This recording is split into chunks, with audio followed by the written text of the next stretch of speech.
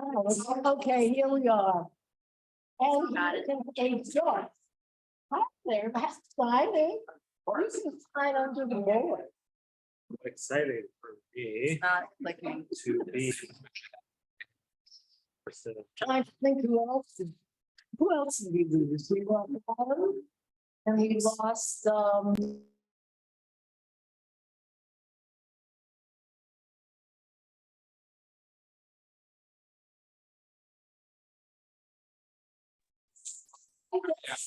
yes. I gotta quit and reopen and for some reason, so I'll be right back. Oh, okay. Oh, Michael, Michael, thank you for coming. Hi, Scott. We'll elevate you in a minute. I have to tell them, Back, so it works. don't have many people. So Toby should be promoted. Yeah. Oh, Yeah. I don't see it. Oh, wait a minute now. Oh, that was me. Counselor, No, I haven't. I'm not used. have you ever? I promoted him already. Hello, thank you, Shirley. Hello, I'm here. Michael, How are you today? Sam, Kim Hostler. Pat. So this is just. He's already outed. Toby noted. Okay, you have to also. With them, Well, you'll be here on my. a panelist. We need Scott.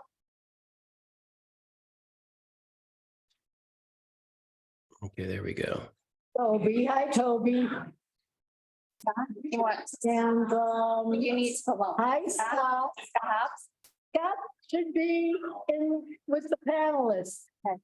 I got Kate just now and Scott, I just got two. Yep, okay. Meeting. I don't see And that. Toby too.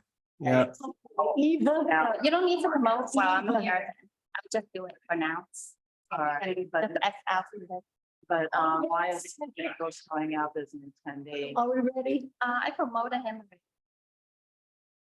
Oh, Eva, how can we see who all the panelists?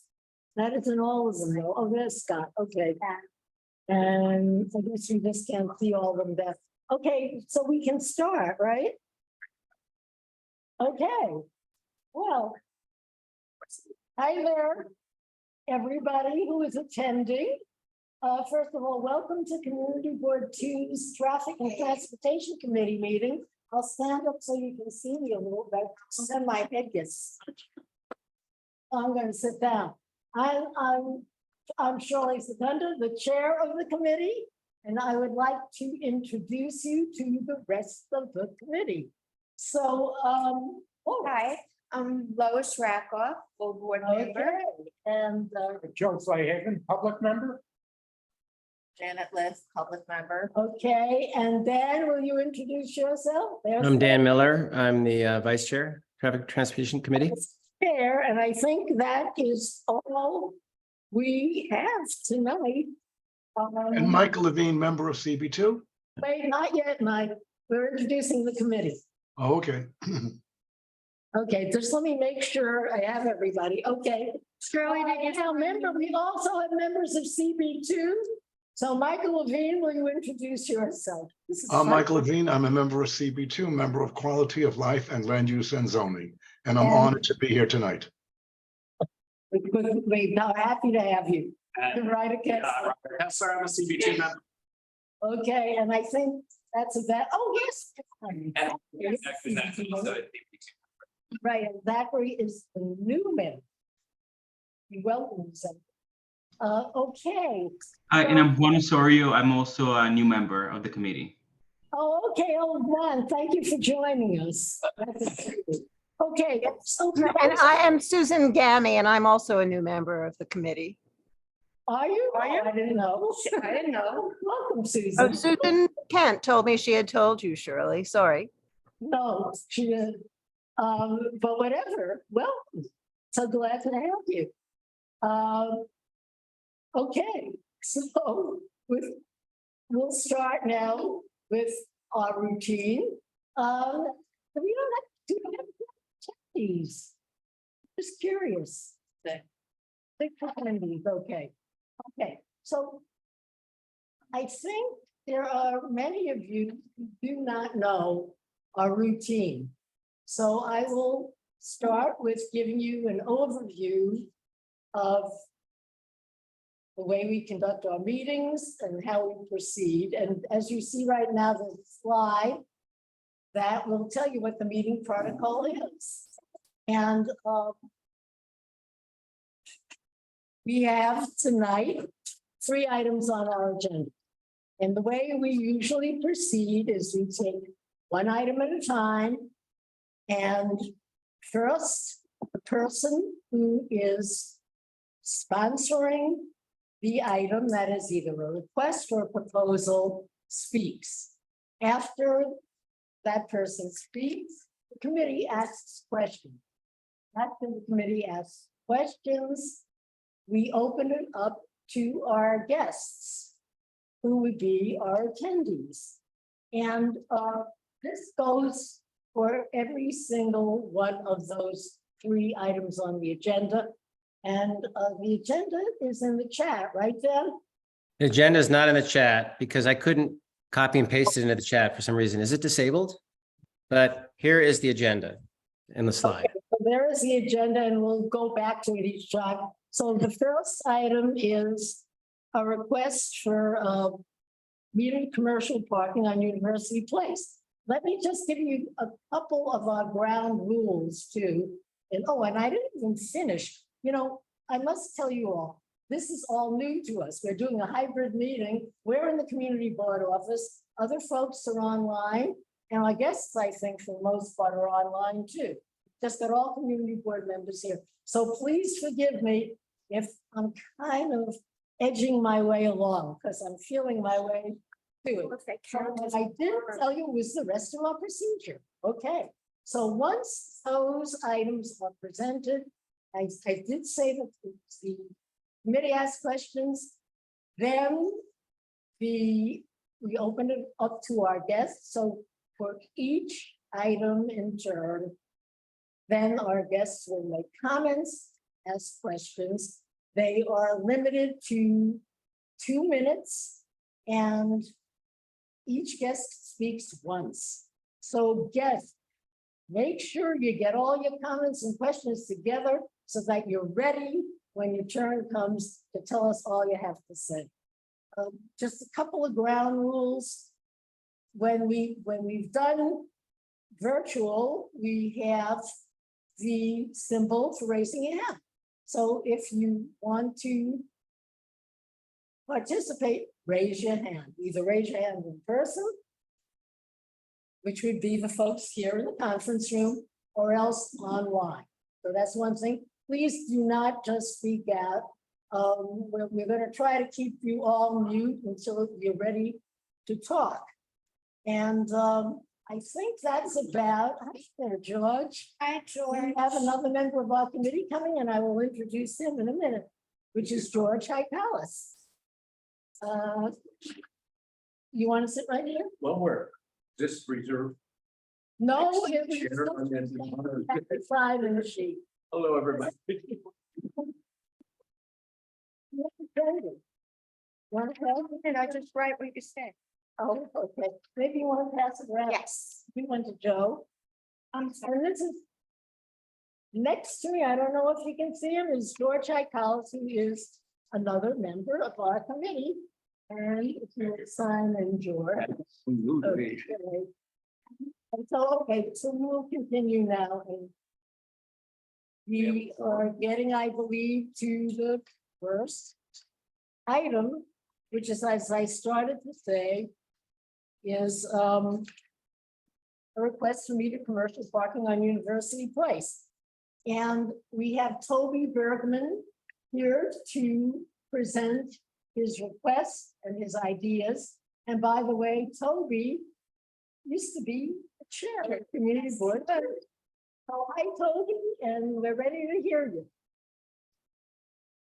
Oh, we've got Janine Kiley too. I'm going to write you down, JK. And hi, Kate. Janine Kiley. Sign me, Shirley. Did you sign me, Lois Rackler? What? Did you sign? Yes, Good. you told me to, right? Yes, I gave you permission. Georgia, I have to have this with people. Okay. So Toby, are you there? We got Toby down?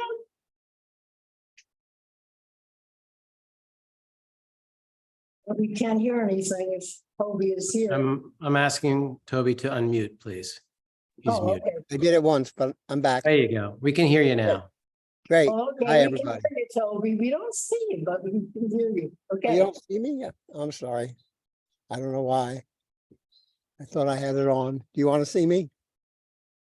Yeah, we Okay. want to see you. Yeah, if you Well, can. I'll just go ahead and why do I not see Yeah, it? go ahead, because somehow, this is all new to us, this whole hybrid. Okay, thingamajig. So- I'll just go ahead. Yeah, So go I ahead. live on East 10th Street between University and Broadway, and I would say 2 or 3 days a week, not every day, but we have a kind of fierce metered parking situation. It kind of took me a long time to understand what's going on.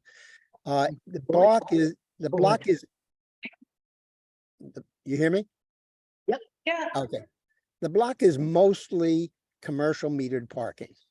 The entire north side of the block, except for about 100 feet in front of the NYU dorm where there's no parking during the day. The entire north side of the block is commercial metered parking. And the south side is some commercial metered parking, some regular metered parking, and some no parking. The problem is this fierce competition for these spaces. And for the block itself is a residential block, but it has a total of 8 small businesses on it. And they can never find parking to unload their trucks in front of their building and so forth. So why is that? It took me a while to figure it out. One day there was I've noticed a lot, there's a truck from a fruit and vegetable delivery company that is right in front of my block and in my building, and I'm near Broadway. And he unloads the truck onto a hand truck, and then he walks all the way over to University Place and goes to the delis there. And I asked him one day, well, how come you park all the way over here? He said, because there's no parking on University Place. So sure enough, the entire University Place from 7th Street all the way to 13th Street, there's no parking. And then between 13th and 14th, that block is kind of a unusual block with mostly pedestrian areas and bike areas. So there's no parking there either. So, and there's no parking at all. All the blocks west of University Place most of the blocks west of University Place are street cleaning blocks, alternate side blocks. So the trucks can't park there. So they try their best to find spots on 10th Street and a little bit on 11th Street. I don't know what the history of it is, exactly when it happened. It may have been associated with the effort at one point to make University into a pedestrianized block. But at some point, the parking there all went to no parking 8 a.m. to 6 p.m., which is really doesn't make sense for the kind of block it is, which is mostly small stores, delis, restaurants, and they all need to get deliveries. So this request is actually 2-part. One is to get some commercial meters onto University Place so that serving those many businesses on University Place. And then the other is to convert some of the commercial meters on East 10th Street from commercial meters to regular meters. And finally, to pretty much eliminate the no parking that exists for no apparent reason on a certain stretch of East 10th Street and convert that to metered parking. Because there's a lot of demand, both residential and commercial, for visitors for some metered parking, but they never get any because all the commercial parking that grabs it all. So that's it. Okay, I just want to tell everybody that I asked two guests to come who are right there in front of us, the screen, Oh. to give their input too. One is Scott Hobbs, who's the executive director of the Village Alliance, which actually oversees University Place. And the other is Kate Scher, who's our representative from DOT. So I think I'm going to ask Scott first to just tell us what the situation is that you see there and your impressions and comments and so forth. Yeah, so I mean, I actually have gotten some calls from residents, not on 10th Street, but on 9th Street about specifically Amazon doing delivery operations on their block. I did not realize, and Shirley, we talked about this, but I did not realize that there wasn't a delivery zone on University at all. I honestly, before any kind of change like this, would want to talk to the businesses along University Place, and I did not have a chance to do that before this meeting. Objectively, I think that University has the capacity for, so where our offices are on 8th Street, and I think 8th Street is fairly successful in terms of having turnover of cars. It's a commercial loading zone during the day, and then at 8 and then from 8 p.m. until midnight, it's 2-hour metered parking.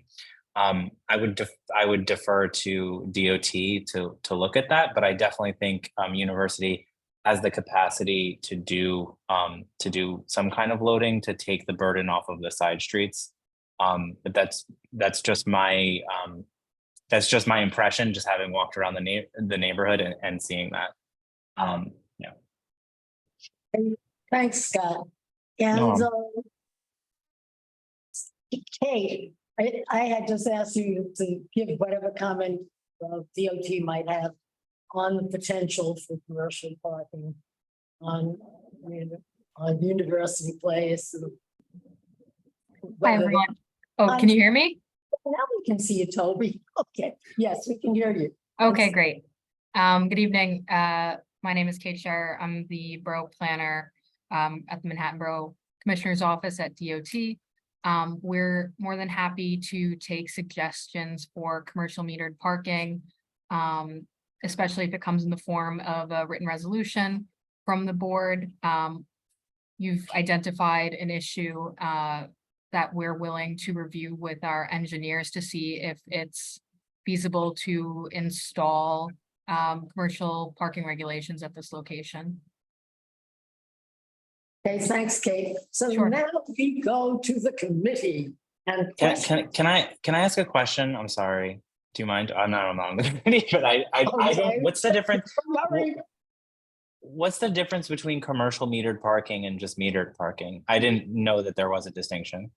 So for commercial metered parking, you have to be a vehicle with commercial plates. So think a truck, and the parking is usually more expensive, and the hours are certain hours of a day. So like 10 a.m. to 4 p.m. based on, when deliveries are usually made in that area, but it varies given the traffic. Okay, Janet. So, Toby, I have to ask you, no parking means there's no standing, which is very rigorous, that you can't go to the curb. There's no parking, which means that expedited pickup and deliveries are allowed, as well as the pickup and drop off of pedestrian. So the way the rules are set now, that driver on your street at Good University just doesn't understand the sign, because the sign does allow. And that's why you see on the grocery store there on University Place, they're always picking up and dropping off. The floors, they're always picking up and dropping off, because no parking does not mean no standing. So I guess my question is, if you're aware of that definition, and if you're not, I just recommend Googling it. It comes up really fast. If I can answer it, I'm aware of it, but apparently the people who give the tickets are not.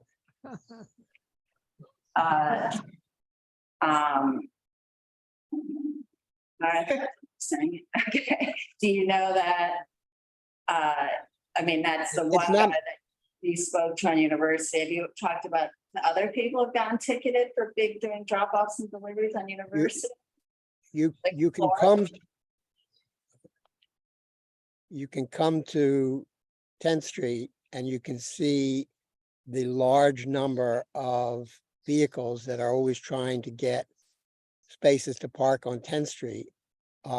And they don't try to get and I'm talking about delivery vehicles.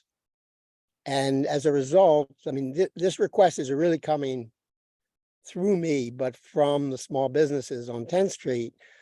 Most of them are small, house furnishing, antique store type businesses. They depend on being able to deliver and pick up furniture and other items from their stores, and they can never get a space to do that. Someone mentioned the Amazon situation. It's not just Amazon, it's also Amazon and FedEx. Sometimes between the two of them, they'll take up about 10 spaces. They put up bollards to protect those spaces, which they then use for their package sorting. I don't have an objection to that. I'm speaking for the businesses that if they have a van coming to pick up goods from their store, it's almost impossible for them to do that. And they're always out there trying to coax somebody to move up, move around, back up a truck to be able to get a place to put their truck. So So my it's a- other question is, have you spoken to the businesses on University Place? I have not, and I appreciate that the Village Alliance has the contacts to do that, and they're appropriate to do that. I imagine that they'd be very happy to have some regular, not parking for everybody, but business parking to serve them. I guess that they would. Okay, so anybody else on the committee have any questions? Lois? I was just curious, how much is the commercial meter parking? Does it go by the hour or is it a 3-hour section? How do you feed the meter and like that? How much is it? 3 hours. It's hourly, and it is between $5 and $8, depending on where in the city it is, if it's a more busy corridor, and it's hourly. It's $5 to $8 an hour. Yes, Okay, and it's about 3 hours a section. yes. Stay there for 3 hours, depending on where it is. And so here's my question, I guess it's more for the committee and also Toby.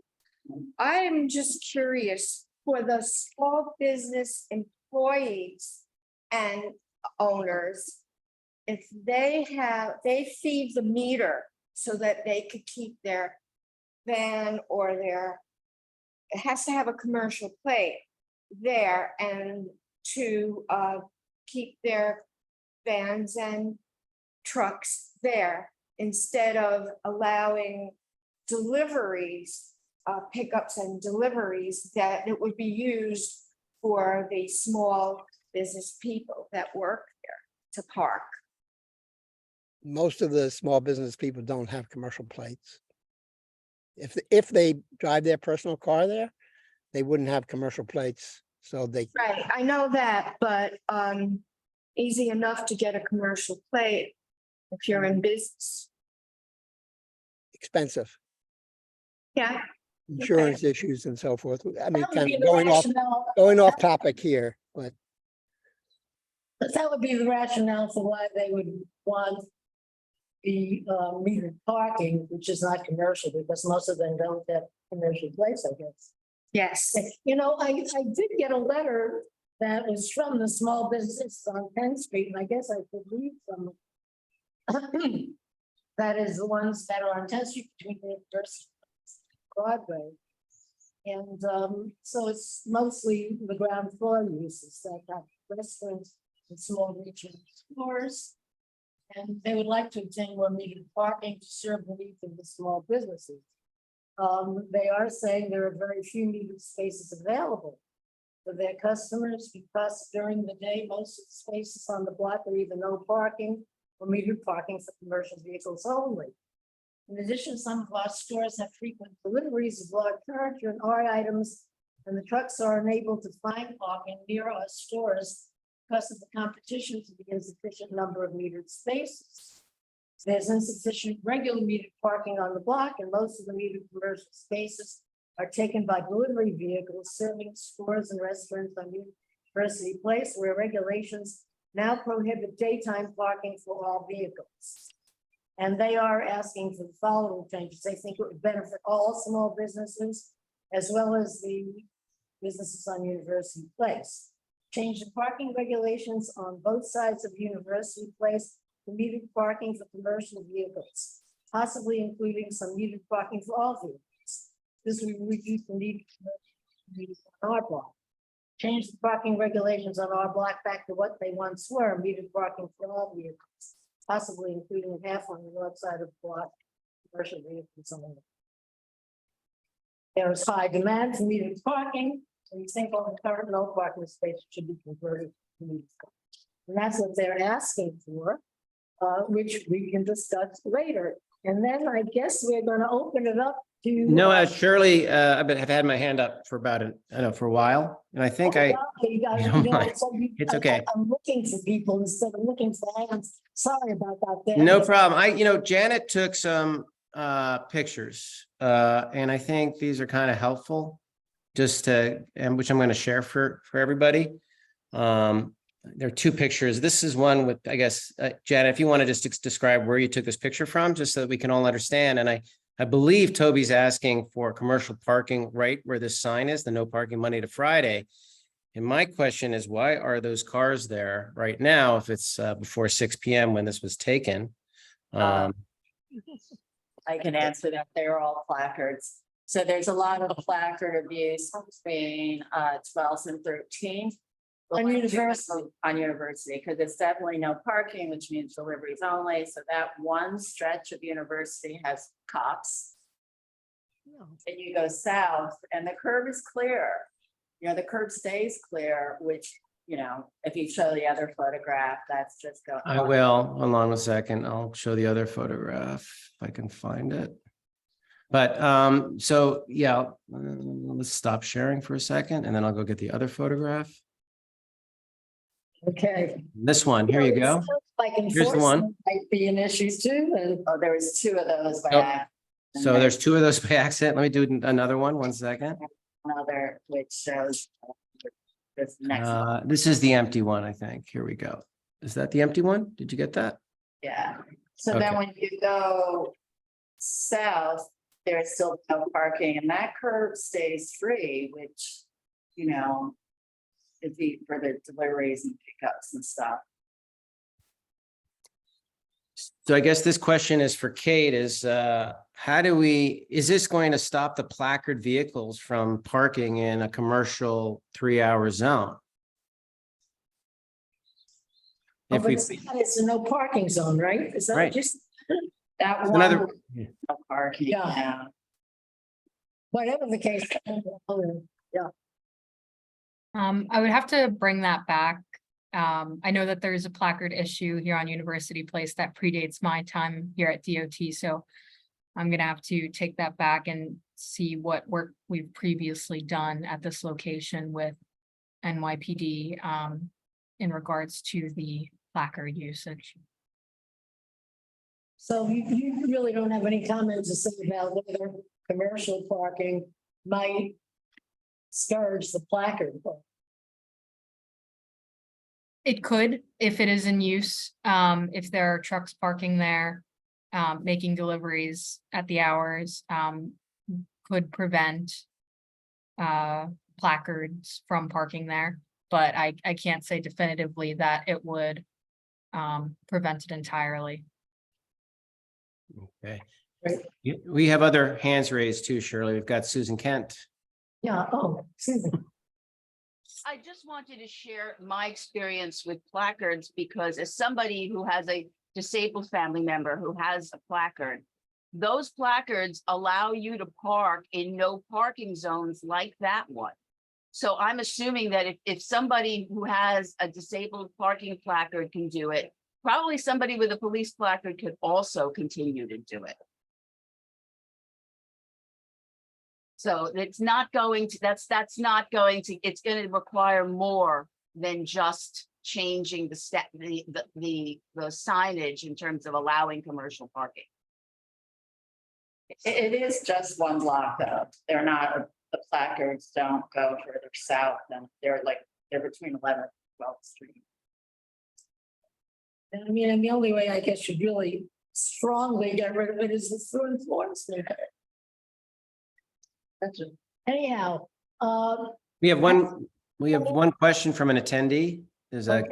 Kim Good. Hostler, which I'm going to allow to talk. You can speak if you unmute, Kim. Great. Hi, I'm Kim Hostler from Hostler Burroughs. I have a gallery at 35 East 10th Street, and I've been on the block for maybe 8 years now. And the first thing that happened on 10th Street, closer up to where Toby's building is that there used to be about 6 residential or sort of 2-hour parking that anybody could come up and park by the NYU dorms. And then there's a long space that's no parking. And just to your point earlier about the no parking and that the trucks being allowed to park there, those guys, you know, they open their truck up, they take something out, they close their truck up, they go in and make the delivery. The ticket writing people come by, they see a truck without activity and there's not a second driver there and they get a ticket. And, you know, those guys, some of those guys have to pay those tickets or it affects their salaries. And I think it's difficult for them. We also have a big problem with our clients that come down, if they're coming from uptown or they're in a car, there's nowhere for them to park. And they'll often pull up in front of our gallery and park, which is, we do have some commercial parking in front of us and somebody from our space will go out and watch their car, but there's no parking for the, you know, parents coming to visit the kids at NYU. There's no parking for the small businesses.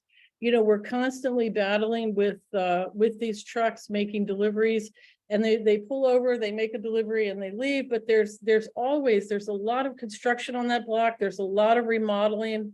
There's, you know, tile, glass. I mean, it's just everything is being done and there's just not enough parking, you know, and university, if they change that at least to commercial, I do think it would alleviate, you know, some of the issues. And if we could get back those 2-hour spots that were up at the end of the block, I think there had to be at least 6 and change that no standing in front of the dorms, which I don't understand why that's no standing. It would really help us a lot. Our daily life is battling with the ticket writers who are like hawks, just circling the block, constantly writing people tickets, which is their job. And I understand they're, you know, creating revenue for the city, but it's a pretty hostile environment for us. now I just have a question. So do you mean to say that when you try to deliver your goods, you get ticketed for that too? If you leave your vehicle, so in a no parking, so no standing, right, you can't stand at all, nothing.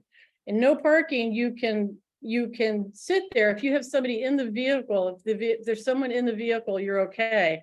But if you're by yourself and you get out of your vehicle, say I want to take a chair out of a van, I close the van up, you know, I have to lock the van up, take the chair inside, I'll come out and there's a ticket. And I'm like, why are you writing me a ticket? And it's like, because there's no activity. And I mean, I can't be engaged with opening and closing the doors of the van while I'm trying to carry something inside. So that's what's happening. And I think that's what's happening to a lot of the I just commercial. want to clarify.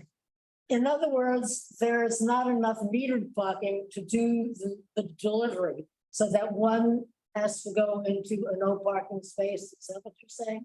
Yeah, and often we have clients who will come down and they're parked and, you know, and they'll be like, I'm like, where did you park? And they say, oh, I parked across the street. I said, that's no parking. You can't park there, you know, but I don't want them to go out and search around for another spot. So somebody will go out and stand with their car, it's a hostile environment to, and it's not an inexpensive neighborhood to do business in, but there's no parking for us. There's a lot of parking on 9th Street, but not so great on 10th. Okay, anybody else? Somebody is raising their hand online. Oh, you got Ryder who's raising his hand. I'm not really. This is a question, I guess, for DOT. I mean, it sounds like a lot of these conversations we're having are predicated on existing traffic patterns, existing drives into the neighborhood and demand for parking. But I imagine that congestion pricing kicking in 2024 will significantly shift these patterns. And, the expectation is that there will be a 20% reduction in trips into the central district. So I guess, like, what does it make sense for DOT to do an engineering study or assessment of whether there should be changes to the parking, status quo on 10th Street before congestion pricing? It seems like this conversation might be sensible to have after congestion pricing has started, and the natural, and significant implications of reduction in trips and needs for parking by non-deliveries will kick in, as will shifts to the delivery cadence, likely based on how companies making deliveries assess what will be economically optimal for them. Hey, thanks, Ryder. Anybody else? Shirley, DOT. I think they might have a thought on that. Yeah, that was Shirley, that was directed.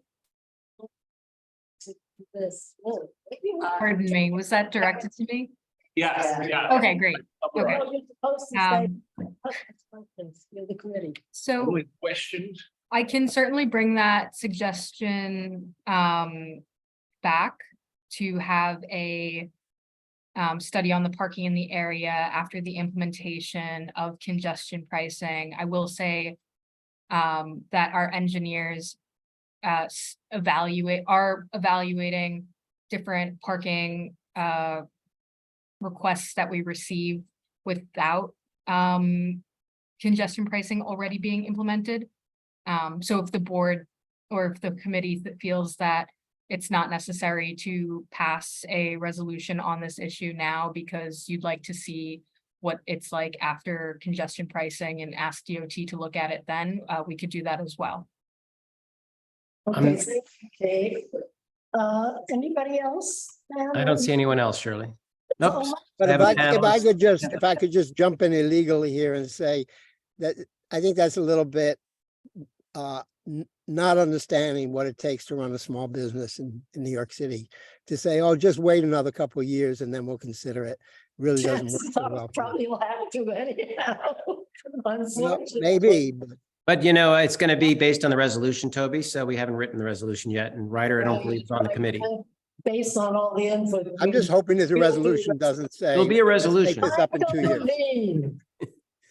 Thank you. Yes, this is a quick, The question or comment? yeah, this is just a quick question more for Scott, who said that the Village Alliance would like to, if they can, survey all the businesses in the area impacted. Is that correct? Would we want them to do it, or are we looking only to DOT to survey the businesses? Would the Village Alliance do it? Would DOT do it, or would both do it?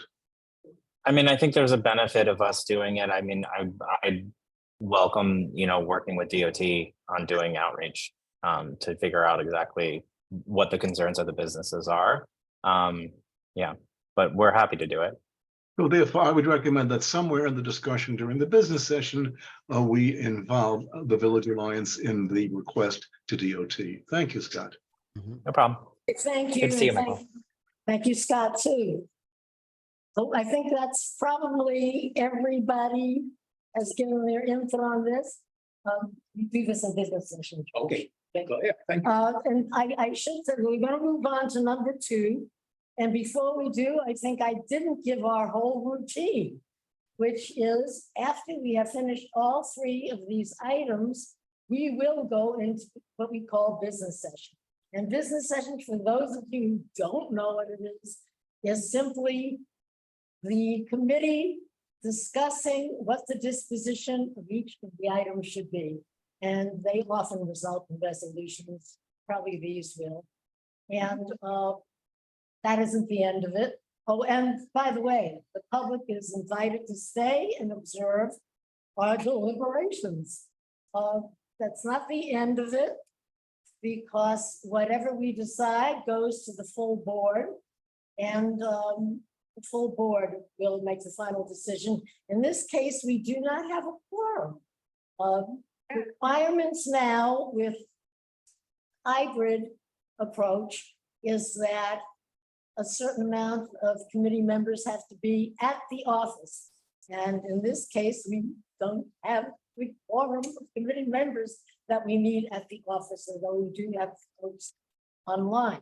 But what will happen, from what our chair tells me, is we still can bring those resolutions to the full board, and they will be voted on as new business. So I would invite everyone to follow up by attending the full board meeting on March 20th, which will begin at 6:30 p.m.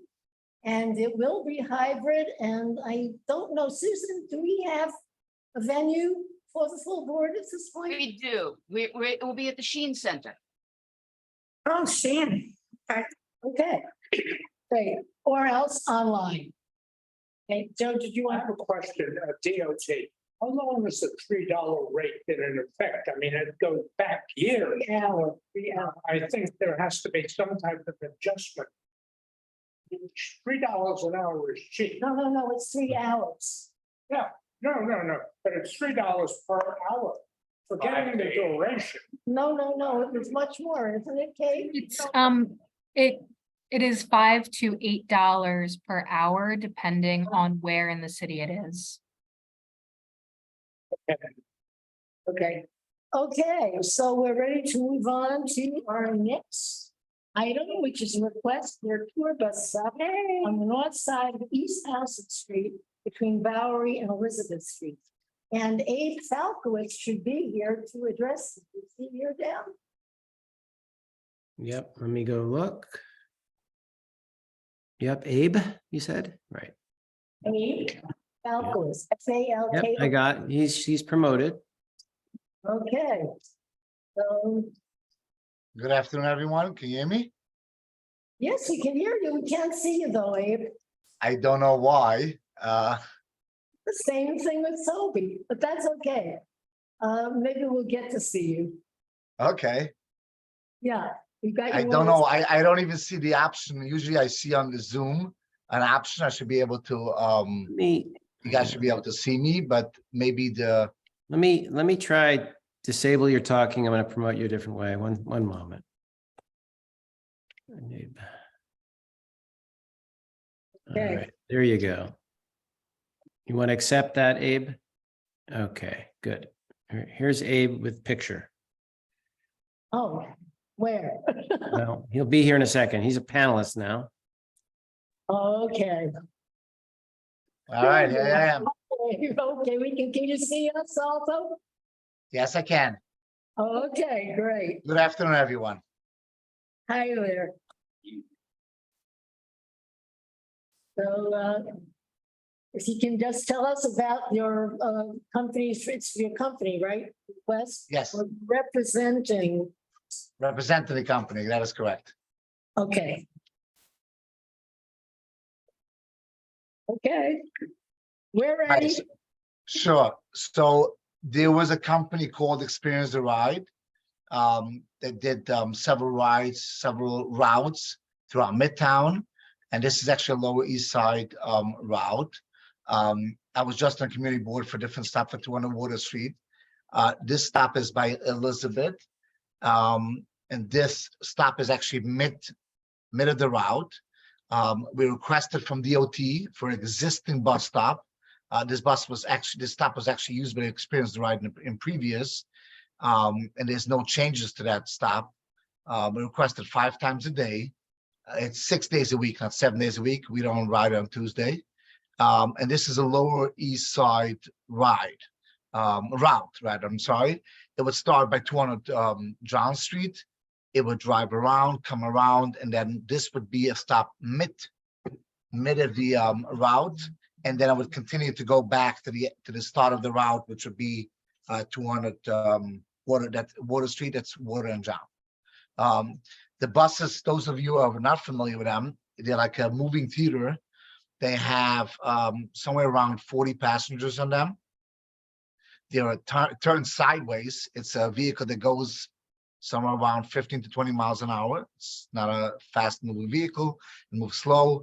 And I know some of the discussions in the past were that we had entertainment. We do have entertainment inside the bus.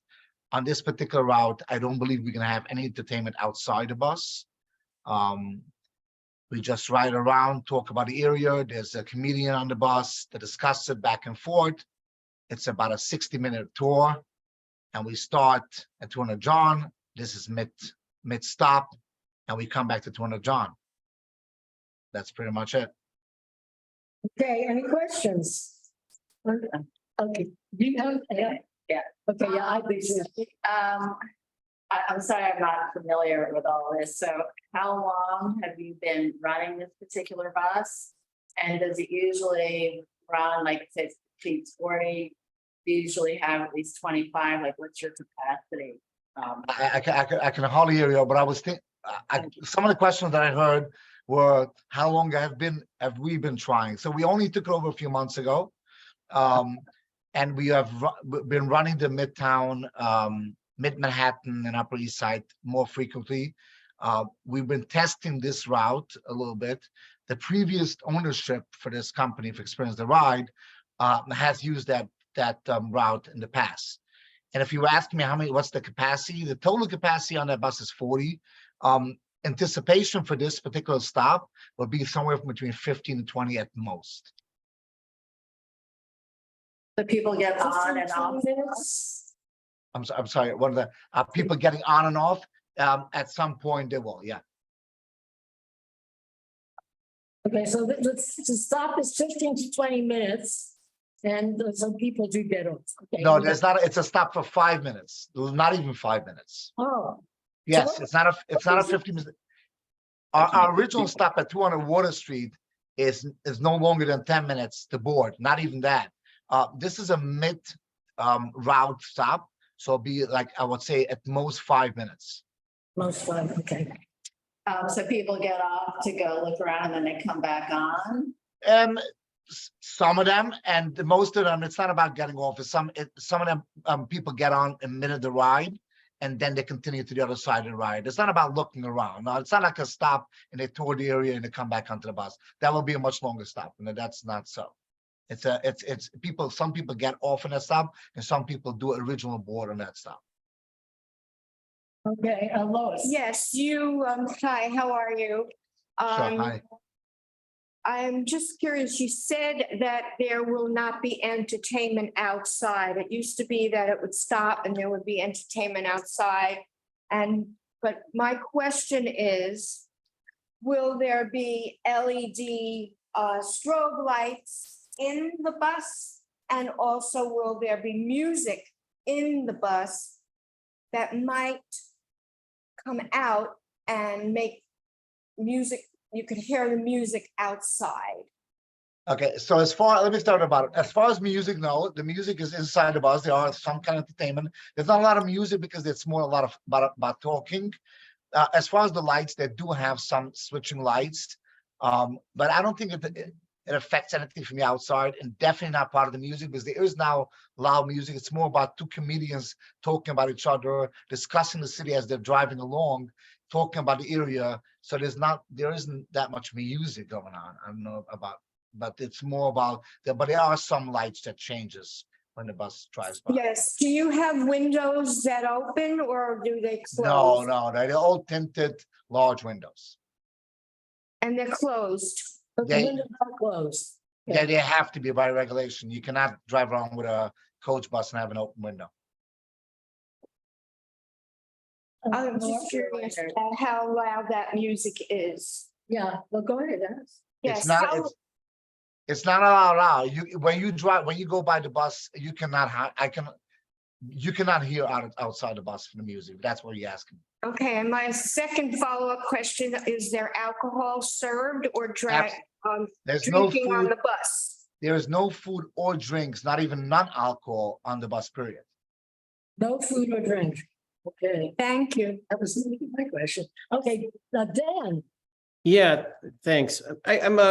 You speak about entertainment and I have a couple questions, but first is what kind of entertainment is it? Is it about New York? What's your typical passenger? Why are they going in to get entertainment on a bus, and why take this route? I don't quite understand. All right, so let me explain to you a little bit of bus. I wish I would have a picture. So the bus itself, it's not as a typical bus. You're not facing forward. You're facing in the side. It's staged. It's a couple of stages. So it looks like a movie theater. There are large windows. So when you drive by, you get a different angle, different view. And they talk about the areas that they're driving by. And of course, to the most of them, I can't say all, are foreigners. They're coming from outside New York or from different places. And you're explaining the area as you're driving by, but the way the view is, and the way the entertainment, the way they talk about each other, and they make it kind of like in a live club kind of idea. And they talk about each other, they make, and they have comments about it. And that's what the whole point of it is. If you get It's mostly for tourists to get a sense of their surroundings. So they're looking out these big windows. Pretty much. Are they standing or are they sitting when they're looking They're at sitting. They're sitting. They're There's 3 stages. Yeah, they have to be sitting by law. Yeah. And then what kind of fuel is the bus using? Diesel. Is it diesel? Old Coast buses run on diesel fuel. Okay. All right. There's a question about idling. Yeah, good question. okay. Sure. Susan, you have a question. Yeah, thanks, Shirley. Hi. I actually have a couple of questions. One is circling back to the entertainment. I'm not sure I completely understood whether you were making a definitive statement that there would be no entertainment on the street. Is that, you sort of said, well, there probably wouldn't be, or something like that. Can you talk to us a bit about that? So I never like to commit 100% because you never know what thing changes around. But so far on this particular route, we have not designed any outside entertainment to connect with the bus. And even just a little bit side note, even on the Midtown that we do have entertainment, those entertainments, the bus slows down to a traffic light, it does not stop. Even the entertainment over there, they have entertainment, and as soon as the traffic light turns green, that bus continues, just slows down to have entertainment, and then it goes on. But so far, we have not designed any outside entertainment on this particular route. But you're not totally ruling it out. You never know what happens down the road, but that's for right now, we have not designed that. And it's kind of, it has to, entertainment outside, I'm not an expert in the entertainment part of it, but entertainment outside has to connect to an area that makes sense to it. On this route, we have not found that so far to make sense to connect the outside entertainment to it. Okay, thank you. I have one other question, which is, obviously it's very hot, the air conditioning will have to run. If you're stopped for 5 minutes, then I guess it's safe to assume that the bus is running and idling for 5 minutes. Okay, so every committee, and I've gone through it, even this evening, I went through one committee, everyone asked this question, which is very right and very normal to ask that. So here's the thing, post-COVID, the city, New York City DOT has been very enforceful for every bus, every tour operator, every charter bus about New York City idling rules.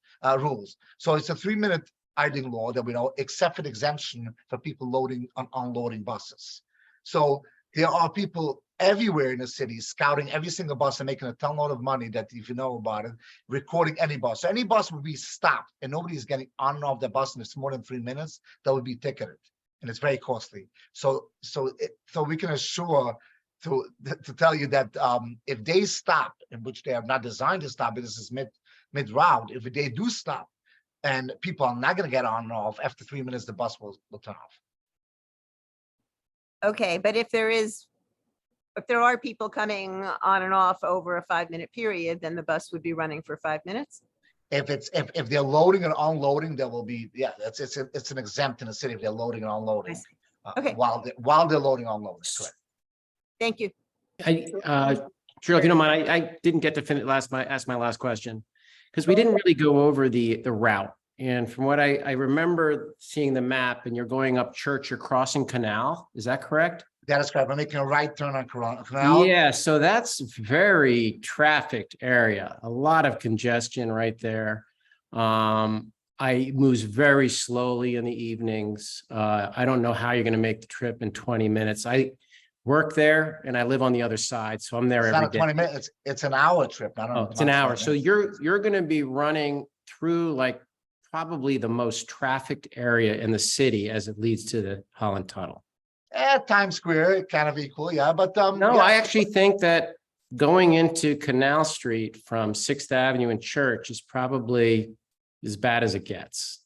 I'll be honest with you, our bus, this is different than a typical bus. We have no problem going slow. Our bus is designed to go to 15, 20 miles an hour. So us having congestion and traffic is sometimes part of our entertainment. It's part of our act, as they say. So it's not an issue for us. And, okay.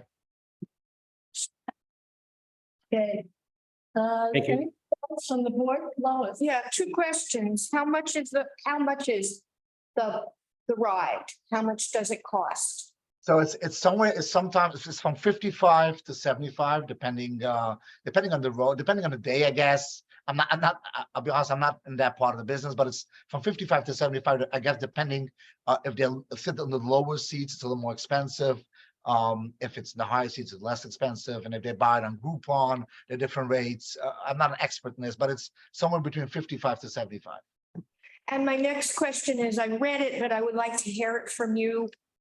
What is the time that it ends, the last run? So for right now, we do have a last run for 8:15. So right now we're run. Yes, yeah, 8:15 would be the last pickup. At that The area. last pickup? Or Right, drop? so, When no, does it so, conclude?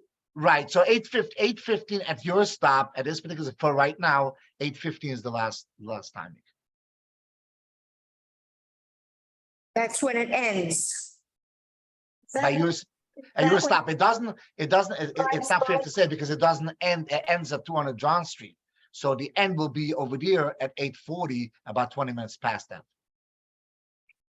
Okay. Wait a minute now. I put House 7:45. Street at the Bowery, I'm sorry? isn't Hudson Street at the Bowery where we're actually What I read. reviewing? Isn't that the last stop? According to your map, it is. No, they come back to 200 John Street.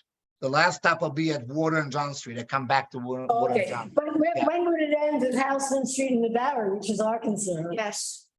No, so we do it now. So we don't end, the route continues back to 200 John Street. What time is the last stop at Houseman Street in the Bowery? 8:15 for now. So it is, last run is 8:15, is 8:15 PM at Houseman in the Bowery, correct? That is correct. Okay. Anybody else? We got Carter.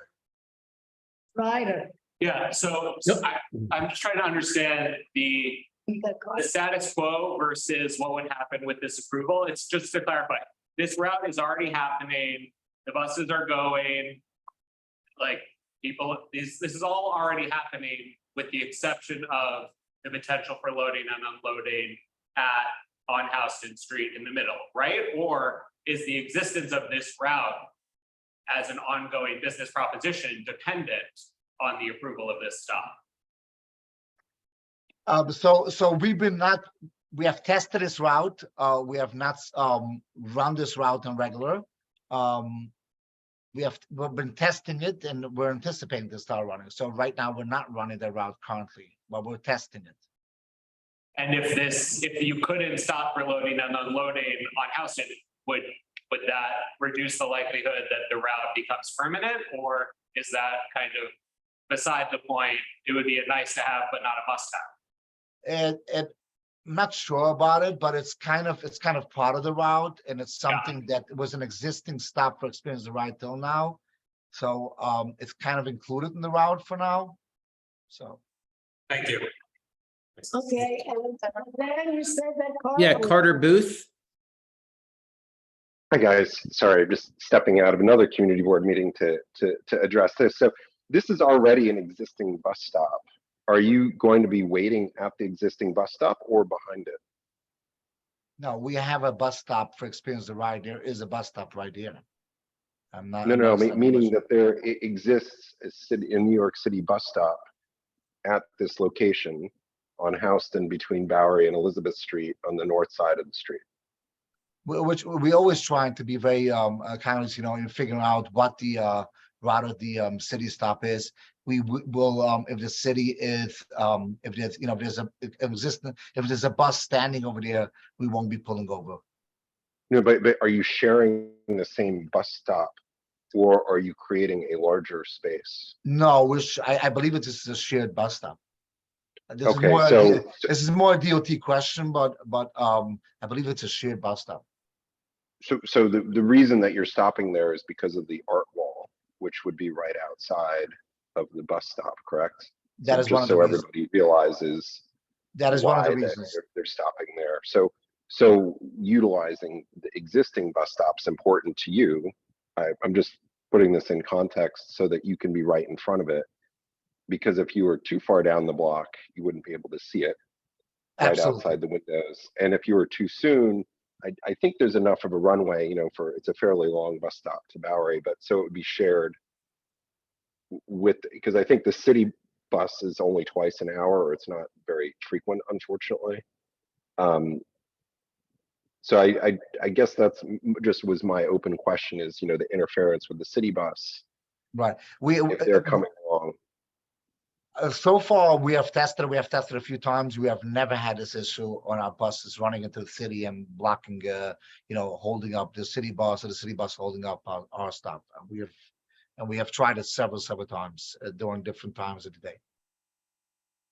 Okay, so there's really not much different, and maybe Kate can correct this, but that you'd just be adding a sign on the top of the existing bus stop sign and sharing that space. Is that correct? That is correct. That's correct. So right now it says over there, Experience the Ride. Experience the Ride will be replaced by Dorama Tours. So, Carter, yes, that is correct. They would be sharing the space with the city bus. Our bus stop pardon me.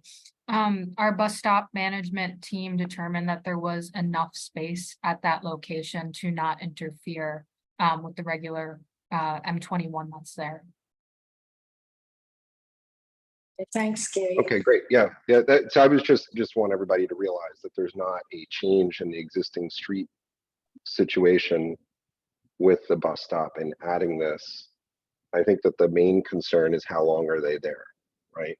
Meaning existing at that space, and would there be any disturbance from the entertainment activities? But I think that adding the stop on an existing bus stop is a positive thing because it's not a more substantive change going on there. And I just wanted to bring that to everybody's attention. And most people probably know that's where the art wall is if you haven't walked over there to see it. And so that's sort of the why that space is important to them. And I did not hear that mentioned earlier. So I just wanted to clarify all those things contextually. So they can't go somewhere else. It wouldn't be as interesting. You're absolutely correct, Carter. Thank you. Great, thanks. Thanks, Carter. Janet has another question. The committee has a lot of questions tonight. I'm just curious, you say this is a new route. I'm curious about the age of your fleet, of your bus fleet. And because you mentioned it's diesel. So yeah, what is the age of your fleet of these buses? And are there any aspirations to get, cleaner running buses? Okay, so our buses right now are 2018 buses. They're special modified, they're special design buses, so they're not something that can pick up a lot. And in general, these buses do run the DPF filter, the filtration, the regen option on the buses, which is the highest for right now for coach buses to be able to regen and do whatever they have to do to run clear air. And I know always this question gets always asked, what about, in the future, what about battery buses and what kind of buses? But so far, that's not available right now anyway. I'm just jumping the gun, just like, it's not it would have been an option because I believe every charter bus company would be looking at the option right now. There is none available right now. And we're looking, so we have the latest and the greatest as far as considered as a diesel running buses. Anybody else? Lois again. What is the exterior signage of your bus? What does it look like? It's I don't know if those who've seen it, but it says the ride right across it. Big the I'm ride. sorry, say that again. It says right across it, the ride. And in what colors are they, or how do you determine that it's just? There are, it's black bus. It's Or what are they, neon lights, colors?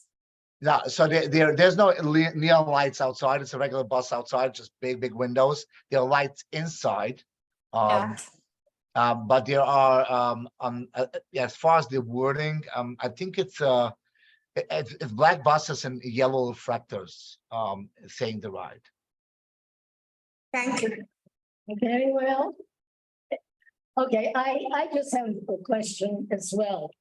I wonder if you could describe, well, what actually is the entertainment? If you could give us a kind of overview of what happens within the bus, the entertainment. The story. It's pretty funny. I would urge you to go onto YouTube to look, but I don't know. Okay, so explaining it, I tried to explain the best. So this is a bus. They get on they get on a stop, and of course it talks about the area. It drives through the area, and there are two people entertaining back and forth, and they talk about the area. They explain every day, and they interact with the people. They make them laugh. They make them, it's funny. It's kind of a live show on a moving vehicle. The best way to explain that. Is it headsets? Thank you. Are they headsets, or this is a live interaction? No, there's a live interaction. There's no headsets. No. X-rated. No headset. Not X-rated. No. Okay, I think that's about all the committee has. Jen, was there anybody else that was against? I don't see any other hands raised. Thank you very much, Abe. Thank you very much. Have a good evening, all. You can stick around and hear us deliberate. You're not compelled to, though. Okay, All right, so. thank you very much. You guys are more than welcome to join the ride. You'll love it. Have a good evening. Thank you. Thank you all. It's a rated G. So now we're moving on to a request for a revocable consent to construct an ADA accessible ramp at 2 Charlton Street. And we should have Jason Gross and David L. Smith. As Okay, I've got and Jason Gross promoting.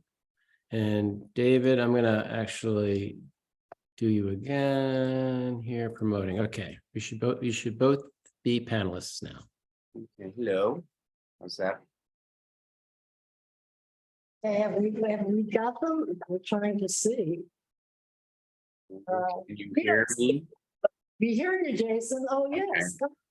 Can you Camera may come on, may not. I could also show a few slides. It might help. David Smith, and I see Jason's name, but don't see you, Jason. Is there any way to make Jason visible? No. He'd have to put on his camera, which he doesn't have on right now.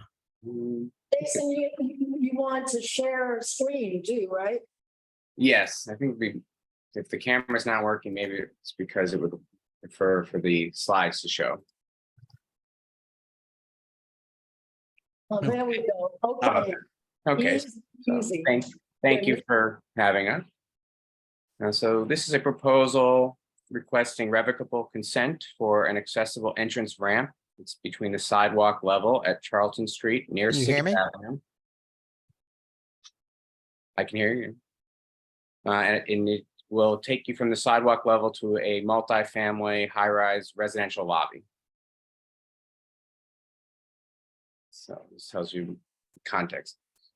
The building was constructed in the 1960s with the lobby being about 18 inches below the sidewalk level, and no accessible entry to the building was provided at that time. The original construction included a small lobby and recessed entry steps. The rest of the ground floor was subdivided into retail and residential co-ops. All are currently occupied.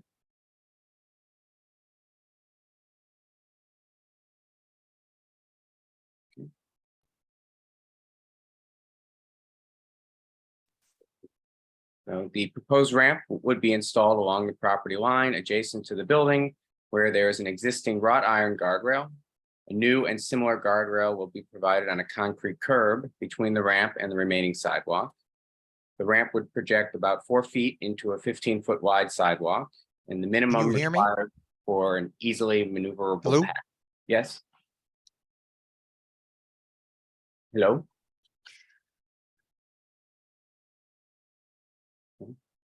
Hi. Now we're not hearing you. Okay, hello? Is that better? You can hear you fine. I think it, I don't know who. Yeah. Anyway, the projection onto Charlton Street sidewalk is similar to other stoops and front Hello, areaways. can you with folks hear fencing. me? yeah, David, we can see you and we can hear you. So we're listening to the presentation, but maybe you want to mute until the end of the presentation. Oh, yeah, David, could you mute? I'm going to mute David for him, just for now. Okay. David, I'm muting you for now. Okay, Jason, go Sorry to. about that. Yes. So the projection is similar to other stoops and front areaways with fencing at the row houses along Charlton between 6th Avenue and Varick.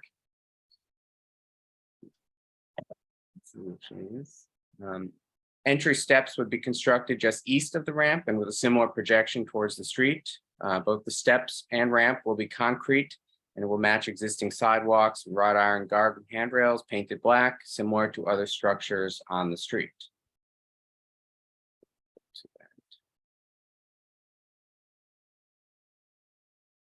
Now, the proposal will not have any negative impacts on the use of the public way and will be in line with the look and feel of the nearby side street sidewalk structures, including the row houses and You hear me?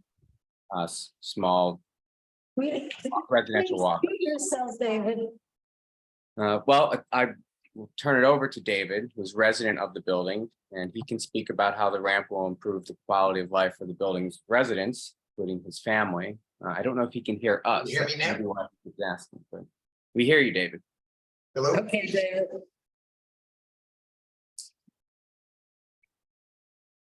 He probably can't hear us. Maybe we can put in the chat that we can hear him and then Oh. start talking. Anyone contact him? So Jason, we can't hear David. David, can you hear us? David can't hear us. Oh.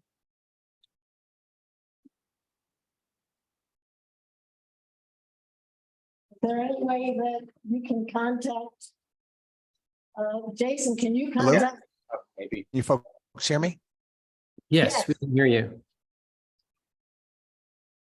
Maybe nod at him. Or give him a thumbs up. I don't know why my camera is. Does anyone have his number, his phone number? Yes. Jason, can you reach David and just tell him to stop talking? You put it in the chat. He's reading chat. I'll put it in the chat. I got it. Testing. Funny, we can hear him, but we can't. We can't hear us. I don't think we have protection.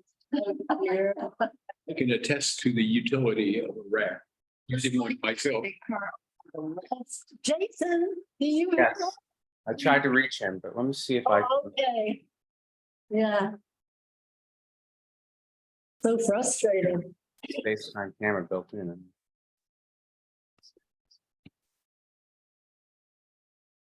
Jason, while we're working on that, can you go to the slide before this that just showed the sidewalk? And showed down? I think it was that one, yeah, okay.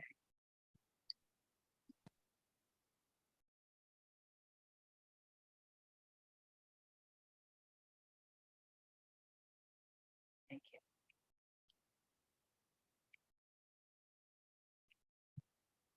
Oh, I have a question. Does anybody else have questions right Sure, now? we can go on with questions, and if David is able to join, then So Jason, perhaps we can ask you some questions. yes, please do. It's on.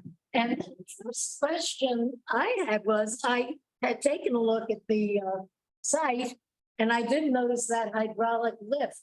And I also noticed that you are getting rid of the hydraulic lift. Can you Correct. explain the rationale as to why you're getting rid of the hydraulic lift? I know it's complicated, it looks complicated. Yeah, this is exactly what David is going to speak about, or would be if. Can you folks hear me now? Jason, tell him we can hear him. Yes. Please nod at him, nod yes, or give him a thumbs up. Yes. Okay, I'd like to, I'm happy to speak to that and I've been residing in the building for 23 years and served, I've been on the board for 15 years actually, and I've served 8 years as president and now the vice president. And basically, the lift was approved 10 years ago and has been in use since then. And I will tell you, I'm very interested in this. This is my daughter, Amy, who's 38 years old. She's in a wheelchair and probably uses this lift more than anybody else. The lift is basically outmoded at this point in time. When we first started 10 years ago, there were very few people who used it. It was the state of the art at that point. It no longer is. It has become very, very cumbersome and very, very slow. And quite honestly, many times we have a lineup for people using this. And I know that my daughter, who has many difficulties, does not walk in a wheelchair and has no patience for these things. The lift turns in and it's facing the wall. It takes a long time to move down. And quite honestly, the volume of people who are using it has really expanded since for 10 years ago. The population of our building has aged 10 years, obviously, in that time period.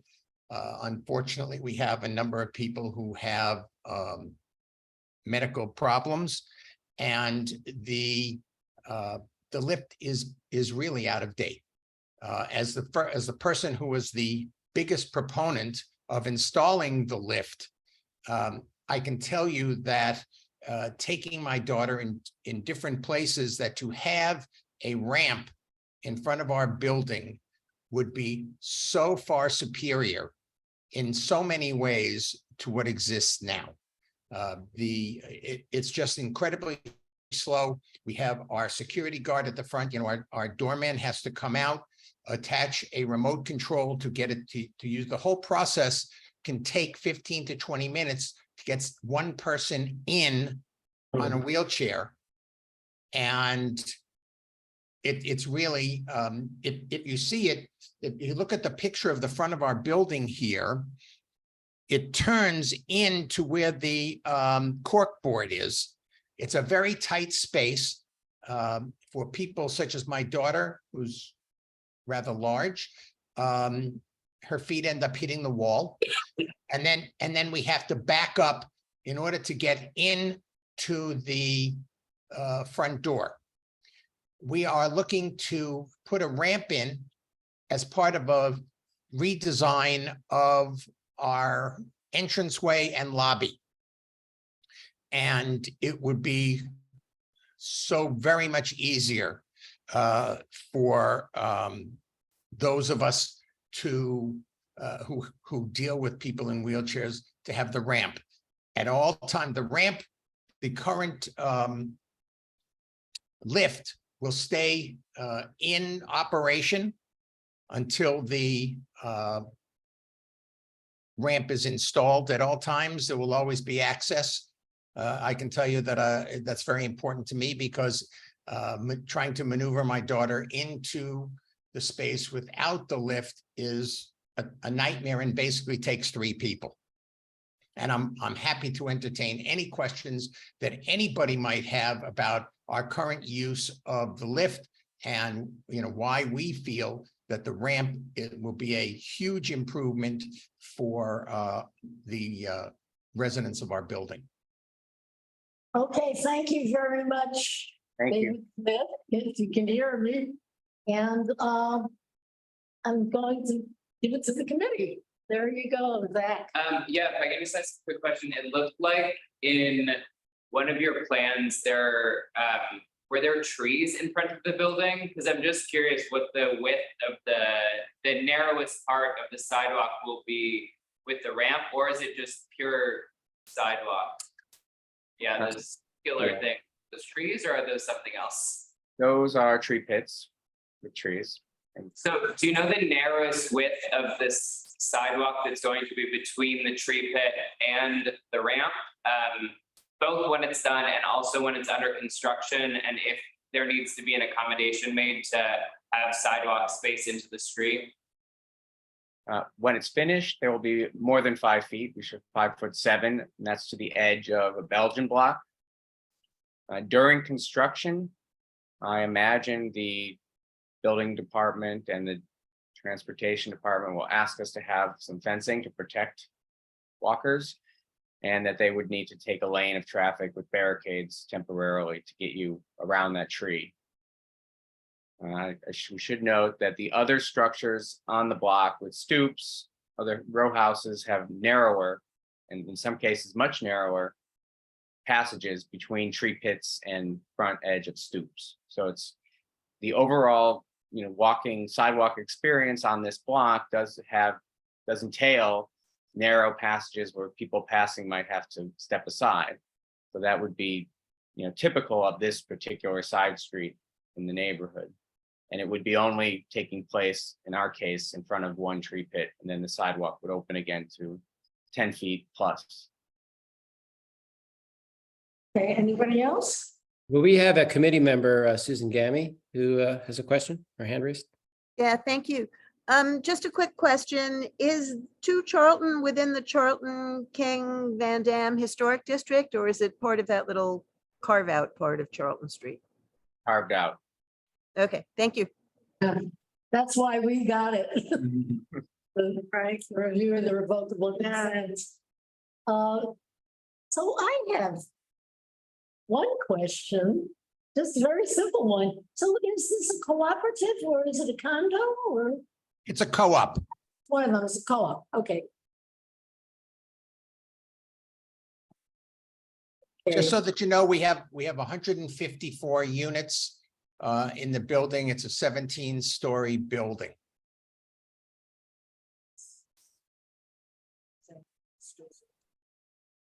And with those measurements, before, let me go back to my notes as to.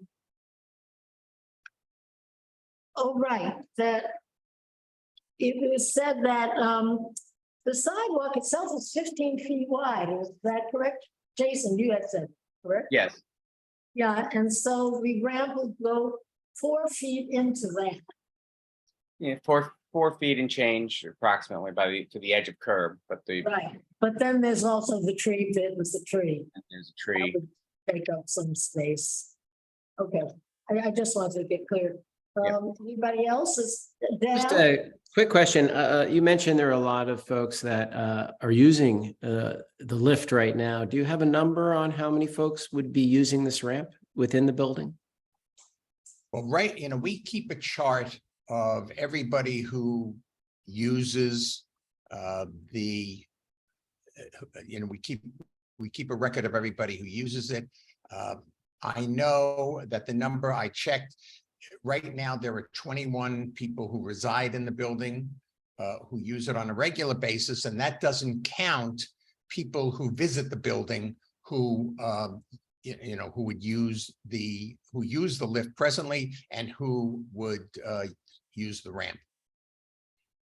And that one of the other great advantages of the ramp is that we do have an increasing number on the other end. We have an increasing number of young children who are in strollers and the like, and rather than bouncing them downstairs, to have a ramp would be a great thing to be able to bring the kids in much more safely than it exists at present. Yes, okay. Anybody else? Janet, wanted it, got it? Or Dan, can you got it? I got it. No, I don't think I see anyone else. Okay, do you see that thing saying this webinar is being recorded by the host? Yes, we have now 2 recordings. Can you hit got it? Or you don't see that? I don't see it. I, Jason, can you stop sharing your screen? Oh, that's a good idea. Yeah, we don't need that anymore. Thank Okay. you. I really think we are ready to go into business session. And so I guess what we'll do is return to University Place. Thank you very much. Okay, Thanks. so all of our guests who are welcome to stay and listen to what we are saying, but we can't talk. But, please do stay. We'd love to have you around and listening. So I'm going to start. I took a look at University Place today, and I saw the 8 a.m. to 6 p.m. regulations too. I also saw on 10th Street that there was that combination of, I'm just really reviewing what I saw, which was the 3-hour commercial and then the regular meter parking, and there was some no parking anytime. And my impression of the no parking anytime that I saw was the major piece was really in front of the NYU door. So I guess I would say about that it's probably designed for the kind of drop-off pickups that you would need at a dorm. So that's my initial comment. And as I said, regulations, and Toby had described them too, but basically they're really quite clear, which is 3-hour commercial parking on both sides of the street, a little more on, I believe, the north side, and then a meter, of course, and then metered parking is the side of the street. So it seems to me that the quandary is, one, that there seems to be a conflict with the folks that used to deliver on University Place that now can't deliver, and so they are parking and conflicting with the merchants that are on 10th Street. And that one of the other things Toby brought up was that there's a problem with the sidewalks getting crowded because these folks that have to deliver on University Place are now using their push carts on the sidewalk, which interferes with pedestrian access. Okay, so that's kind of to get the ball rolling. I want commentary. You're on the screen there too. Want your commentary too. So one, Toby said it happens a couple of times a week. Some of that is, I think we just, one, I what Ryder said that we don't know, but I just definitely feel like this needs more study and we need to look more closely, because my hunch is that most of the people on University Place speak to the florists, speak to graffiti, speak to those businesses. I think their guys are dropping off in front, like the deli that's there. So I don't, Toby was honest, he said it's like 2 or 3 days a week. I don't know if it's a chronic problem. I don't know if most University Place people are using 10th Street. I think in general, it needs more study because, as we acknowledged, University Place may be working for the merchant. And before we start making changes and we could be pushing an issue over. Like with the fact that the curve stays free on University Place and rolls over a lot might be very effective. So my feeling is that we need more study, and that I'd also be, I think we need more study because maybe there are. I'd like to counterpoint that. I think it's a very, very simple issue. You have delivery trucks getting tickets, you have store And- owners. Oh, yeah, Any way to get that thing off by hitting a got it? Is it on your screen? So crazy, well. it's not on my screen. Best you can. Is it, whose computer is it? Is it? No. it's All not. right, well, we can hear it. You can hear me. I just feel like it's, you have delivery vehicles getting tickets and they would like not to get tickets, and commercial parking will allow them to park legally without getting tickets because it's no parking. From what I heard, there are a lot of small businesses that are getting deliveries and it's not a delivery friendly area. So I would be much in favor of alleviating the pain that these delivery vehicles are experiencing so they can park legally.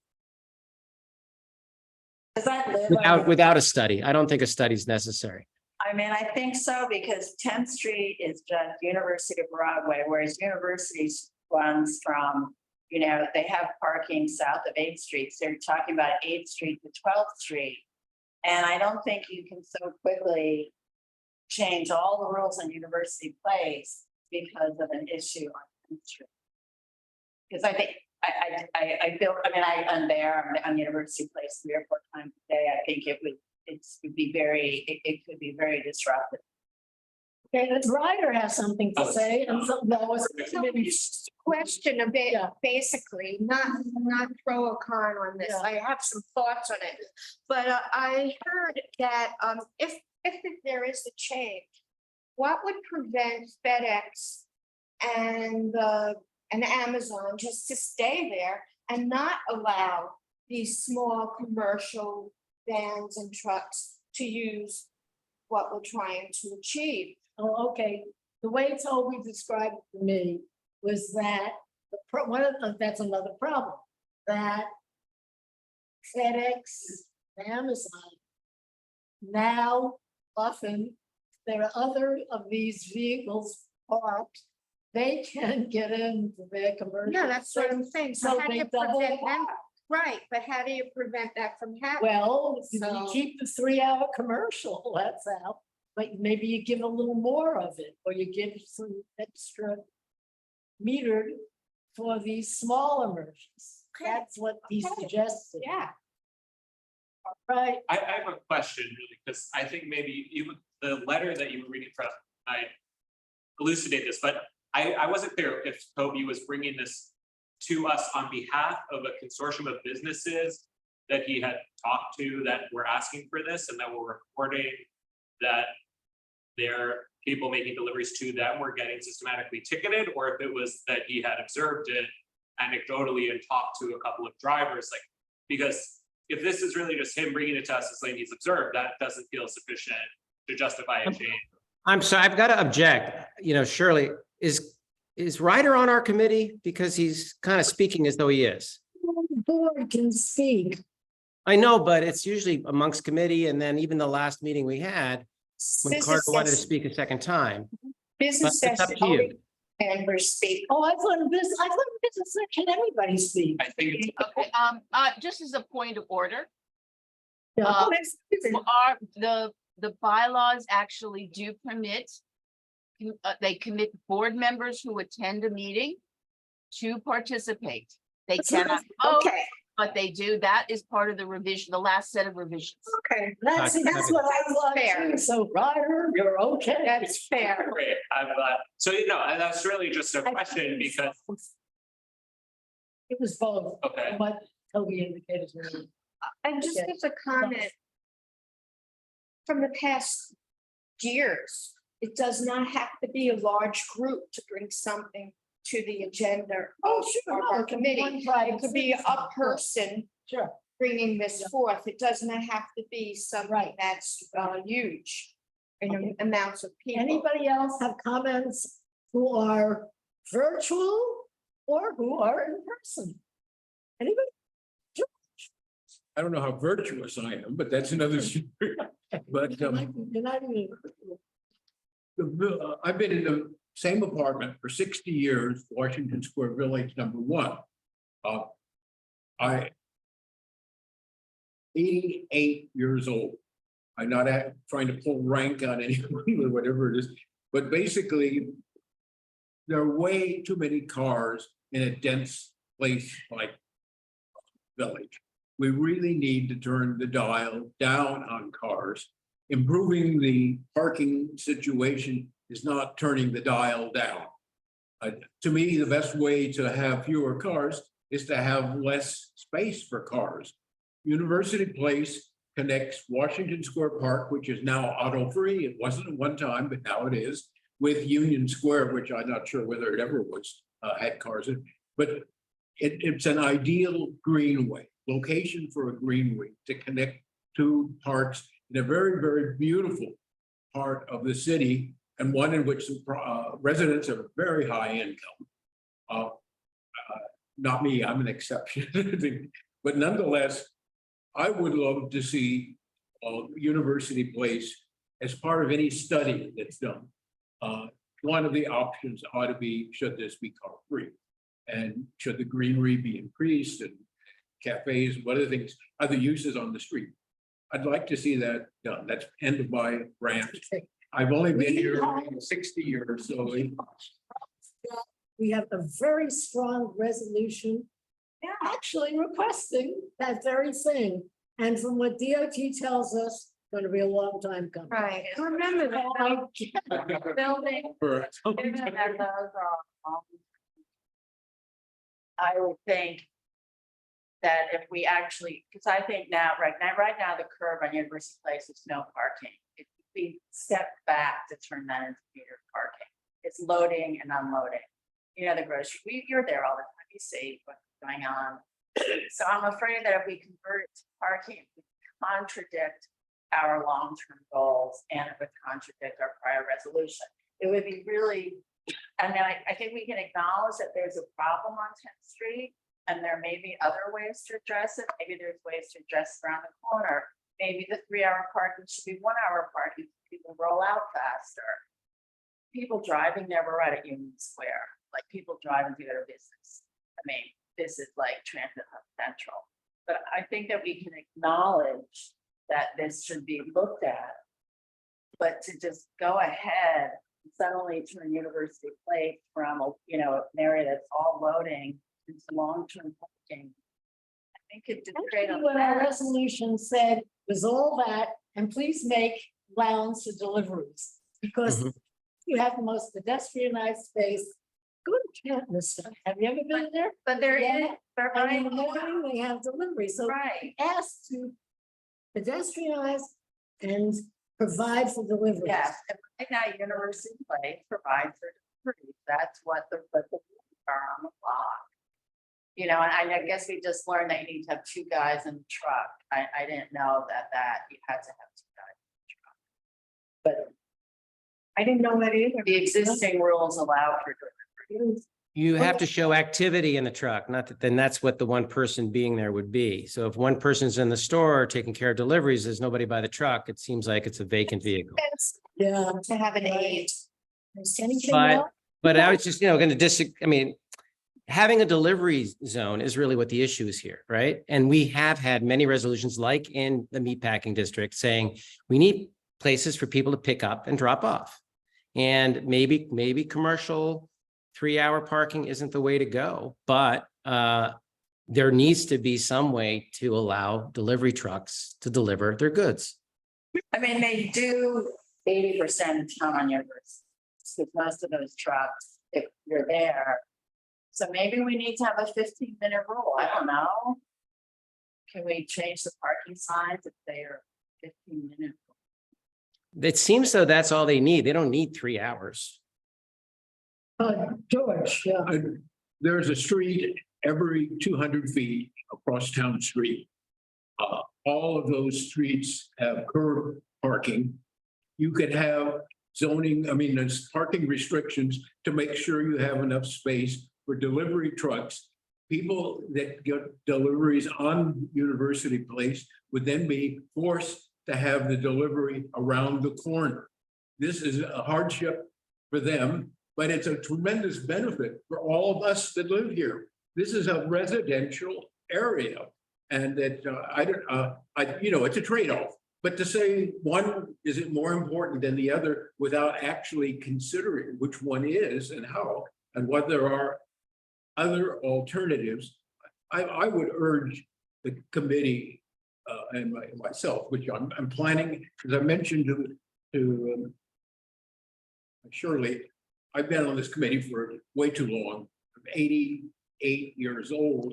It's time for me to be retired. And not retarded, but retired. And I want to thank Shirley for the wonderful job she's done all these years. Maybe we should give her a round of applause. It's for not that. for me to retire. You need the applause. Applause too. Thank you, George. I was here before Columbus discovered that.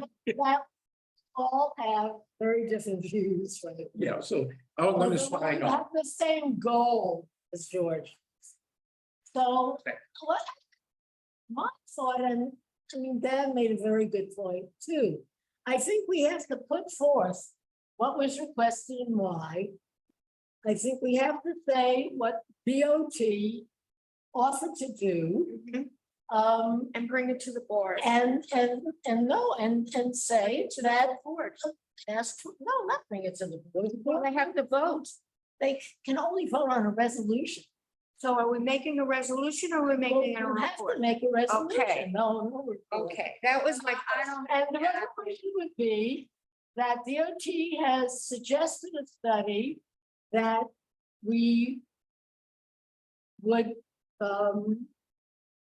appreciate a study at least to assess what the actual conditions are and the needs or something like that. And that we also welcome the Village Alliance's offer to do the same. How long will And, the study take? Look forward to their study. What? How long will the study take? Ask to bring it to the next meeting or two, But like. You think they're gonna do any of this? No, no. They are so behind with everything that they're doing. Okay. Was And- that 18 months ago that we wrote that resolution, Shirley, about university? What? Was it about 18 months ago, right, that we wrote the resolution about a study on university? Yes. You did. Yeah, we did. So, yeah, well, we said a study, I think it was. but we were asking for pedestrianization too. That's two, right? To look at it, figure out if it would work. So, but Okay, but so at this point, we're simply saying we're responding to what the requests for the merchants and the citizen are. And If there was a resolution, that's what my, That they should, right, they should study it and also take into account because businesses on University Place have them. especially, something like especially concentrating on or emphasizing or paying attention, especially paying attention to the needs of those on the sides, on 10th Street. We can't say other side streets because no other side street has 10 meters of us. But paying attention to needs of those on the side streets.